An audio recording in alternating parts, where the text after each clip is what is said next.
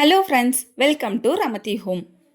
வெறும் 3 பொருளை வச்சு குழந்தைங்களுக்கு எப்படி ஹெல்த்தியான ஸ்நாக்ஸ் தான் செஞ்சு தரப்போகிறோம் அப்படின்னு சொல்லிட்டு தான் இந்த வீடியோவில் ஷேர் பண்ணியிருக்கிறேன். இது போல் ஸ்நாக்ஸு அப்புறம் கிச்சன் டிப்ஸு எல்லாம் தெரிஞ்சுக்கணும்னா ரமதி ஹோமை மறக்காமல் சப்ஸ்கிரைப் பண்ணிவிட்டு பக்கத்தில் இருக்கிற பெல் ஐக்கானை ப்ரெஸ் பண்ணிக்கோங்க. ஃபஸ்ட்டு என்ன பண்ண போகிறோன்னா வேர்க்கடலை நல்லா வறுத்துட்டு தோல் எல்லாமே ரிமூவ் பண்ணி நம்ம எடுத்து வச்சுக்கலாம். ஃபஸ்ட்டு ஸ்டெப் இது தான். ஃபஸ்ட்டு வேர்க்கடலை வறுத்துட்டு தோல் எல்லாமே எடுத்துட்டு நம்ம எடுத்து தனியாக வச்சுக்க போகிறோம். வேர்க்கடலையும் நம்ம உடம்புக்கு ரொம்பவே நல்லது தான். இது ஃபஸ்ட்டு பொருள். செகண்ட் பொருள் என்ன பார்த்தோம்னா, இதுவும் ரொம்பவே ஹெல்த்தி தான் நம்ம உடம்புக்கு. வெல்லம் தான் சேர்க்க போகிறோம். வெல்லம் ரொம்ப கட்டியாக இருந்துச்சுன்னா இது போல் கேரட் துருவதில் வச்சு சீவிட்டோம்னா ரொம்பவே ஈஸியாக இருக்கும். அப்படி கொஞ்சம் சாஃப்டாக இருக்கிற மாதிரி இருந்துச்சுன்னா ஏதோ மத்து அப்படி இல்லைன்னா கட்டியை வச்சு நல்லா சீவி எடுத்துக்கலாம். 2 பொருளை ரெடி பண்ணி ஒரு ஓரமாக வச்சுப்போம். அடுத்து என்ன பண்ணணுன்னா, கேழ்வரகு மாவு தான் நான் எடுத்திருக்கேன்.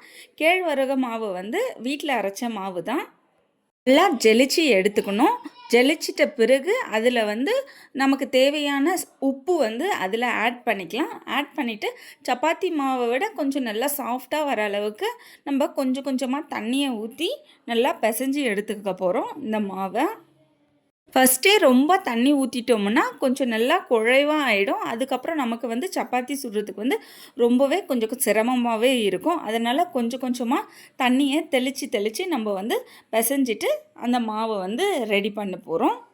இந்த ஸ்நாக்ஸ் செய்யறதுக்கு நான் மாவை வறுக்கவும் இல்லை, சுட தண்ணியும் யூஸ் பண்ணல. வறுக்காத மாவு தான் நல்லா ஜெலிச்சு எடுத்துக்கிட்டேன். சூடான தண்ணியும் யூஸ் பண்ணல, நல்லா சில் தண்ணி தான் நான் யூஸ் பண்ணியிருக்கிறேன். இந்த ஸ்நாக்ஸ் செஞ்சு வச்சுக்கிட்டோம்னா அப்படியே ஒரு வாரத்துக்கு மேலவே நம்ம சாப்பிட்லாம். செஞ்சுட்டு ஏர் டைட் கண்டெய்னரில் போட்டு வச்சுட்டோம்னா ரொம்ப நாளைக்கு கெடாமல் இருக்கும். இந்த மாதிரி இந்த பதத்துக்கு நம்ம பிசைஞ்சு எடுத்துப்போம். அதுக்கப்புறம் தேவையான அளவு உருண்டை, எந்த அளவுக்கு நமக்கு சப்பாத்தி வேணுமோ அந்த அளவுக்கு உருண்டை பிடிச்சி வச்சிட்டோம்னா அதுக்கப்புறம் சப்பாத்தி மாதிரி சுடுறதுக்கு ஈஸியாக இருக்கும். அதுக்கப்புறம் தோசை தவா தான் நான் எடுத்திருக்கேன். அதில் எண்ணெய் ஸ்ப்ரெட் பண்ணிக்கலாம்.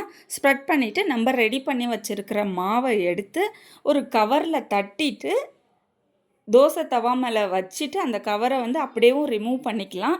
அப்படி இல்லைன்னா நமக்கு கை சுடாது அப்படின்னு சொல்லிட்டு நினச்சோம்னா அப்படியே அந்த மாவை வச்சு அப்படியே தட்டி தட்டி எடுத்துப்போம்.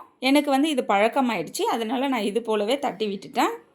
இது போல் பண்ண முடியலன்னா நம்ம தனியாக ஒரு கவரில் இது போல் தட்டிட்டு அதுக்கப்புறம் தவாவில் வச்சு சப்பாத்தி பதத்துக்கு சுட்டு எடுத்துப்போம்.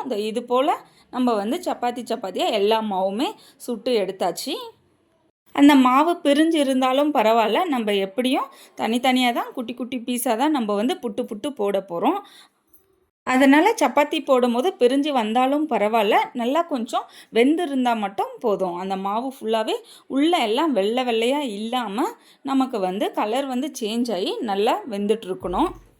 சப்பாத்தியும் ரெடி பண்ணியாச்சு. அதுக்கப்புறம் 3 பொருளுமே தனித்தனியாக நம்ம ரெடி பண்ணிட்டோம். அதுக்கப்புறம் மிக்ஸி ஜாரில் ஃபஸ்ட்டு வேர்க்கடலையை போட்டு அரைச்சிப்போம். வேர்க்கடலையை ஃபஸ்ட்டு போட்டு அரைக்கும் போது ஃபுல்லாக நைஸாக அரைக்க வேண்டாம், கொஞ்சம் கொரகொரப்பாக இருக்கிற மாதிரி நம்ம அரைச்சி எடுத்துக்கலாம். அதான் நம்ம கடித்து சாப்பிடும்போது அந்த வேர்க்கடலைலாம் நல்லா கடித்து சாப்பிடும்போது நல்லா இன்னும் கொஞ்சம் டேஸ்ட்டை கொடுக்கும். அதுக்கப்புறம் நம்ம குட்டி குட்டி துண்டாக ரெடி பண்ணி வச்சுருக்கிற அந்த சப்பாத்தியை, கேழ்வரகு சப்பாத்தியை நம்ம மிக்ஸி ஜாரில் போட்டுப்போம். அதுக்கப்புறம் வெல்லத்தை ஆட் பண்ணிவிட்டு நல்லா அரைச்சி எடுத்துட்டோம்னா இந்த ஸ்நாக்ஸ் ரெடி ஆகிடும். இது நிறைய ஒன்றா அப்படியே போட்டு அரைச்சிட்டோம்னா வெல்லம் அடியில் நல்லா சுற்றிக்கும். அது கொஞ்சம் கட்டியாயிடும். அதனால் நடுவில் கொஞ்சம் கொஞ்சமாக கலந்து விட்டு அரைச்சோம்னா நமக்கு அந்த மாதிரி கஷ்டம் வராது. இது போல் போட்டு அரைச்சாதான் நமக்கு ரொட்டி, வெல்லம், வேர்க்கடலை எல்லாமே கரெக்டாக மிங்கிள் ஆகிற பதத்துக்கு நம்ம அரைச்சி எடுத்துக்கலாம். அப்படி வேர்க்கடலை வெல்லம் ஃபஸ்ட்டு போட்டோம்னா அது அப்படியே கட்டியாயிடும். அதுக்கப்புறம் ரொட்டி கூட நல்லா மெர்ஜ் ஆகிறது கொஞ்சம் கஷ்டம். எல்லாமே நம்ம அரைச்சி எடுத்தாச்சு. அரைச்சிட்ட பிறகு ஃபுல்லாகவே ஒரு முறை நல்லா கலந்து விட்டுப்போம். உங்களுக்கு எப்படி நைஸாக வேணும்னா கொஞ்சம் நைஸாகவே அரைச்சிக்கலாம். அப்படி இல்லை சின்ன சின்ன துண்டாக அப்பப்போ ரொட்டி ரொட்டியாக இருந்து சாப்பிட்றதுக்கு தான் நல்லாயிருக்கும் அப்படின்னா கொஞ்சம் ரொட்டியாக பதத்துக்கு வந்து நம்ம வந்து அரைச்சி எடுத்துக்கலாம்.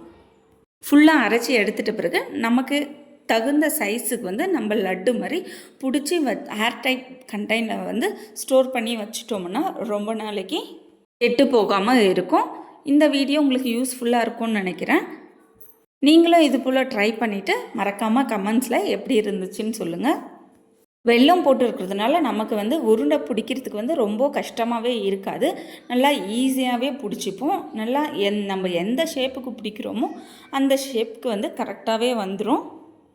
இந்த வீடியோ பிடிச்சிருந்தா ரமதி ஹோமை சப்ஸ்கிரைப் பண்ணிவிட்டு பக்கத்தில் இருக்கிற பெல் ஐக்கானை ப்ரெஸ் பண்ணிக்கோங்க. மறக்காமல் லைக் பட்டனை ப்ரெஸ் பண்ணிக்கோங்க. தேங்க்யூ. அடுத்தடுத்த வீடியோவில் அடுத்தடுத்த ரெசிபியோடு பார்க்கலாம். பாய்.